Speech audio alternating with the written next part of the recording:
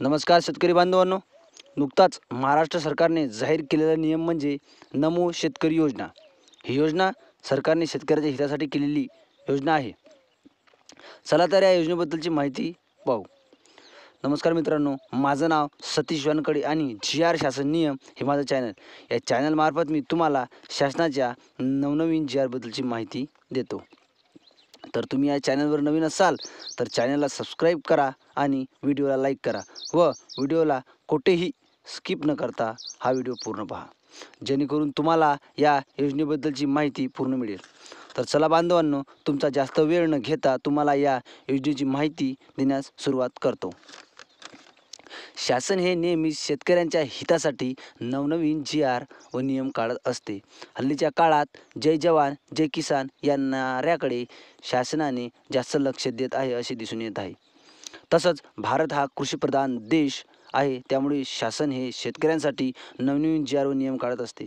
मागील काळात केंद्र शासनाने देशातील सर्व शेतकऱ्यांसाठी प्रधानमंत्री सन्मान निधी योजना चालू केली. या योजनेच्या माध्यमातून शेतकऱ्याला वार्षिक 6,000 रुपये एवढी रक्कम अनुदान स्वरूपात मिळते. या योजनेचा लाभ 9 कोटी शेतकऱ्यांना मिळाला. तसेच या योजनेला अनुसरून महाराष्ट्र शासनाने माननीय मुख्यमंत्री एकनाथजी शिंदे साहेब यांच्या अध्यक्षतेखाली एक योजना राबविण्याचे ठरविले, ते म्हणजे नमो शेतकरी योजना.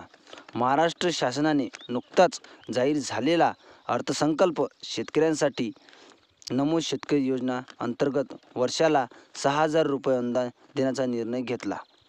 या निर्णयामुळे शेतकऱ्याला आता वर्षाला 12,000 एवढे अनुदान मिळणार आहे.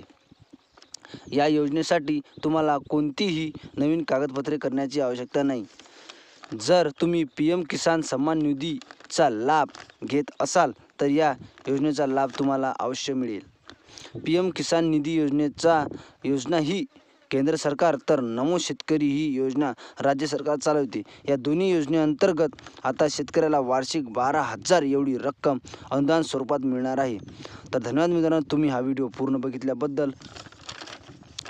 शासनाच्या अशाच नवीन GR बद्दल माहिती घेण्यासाठी चॅनलला सबस्क्राईब करा आणि व्हिडिओला लाईक करा.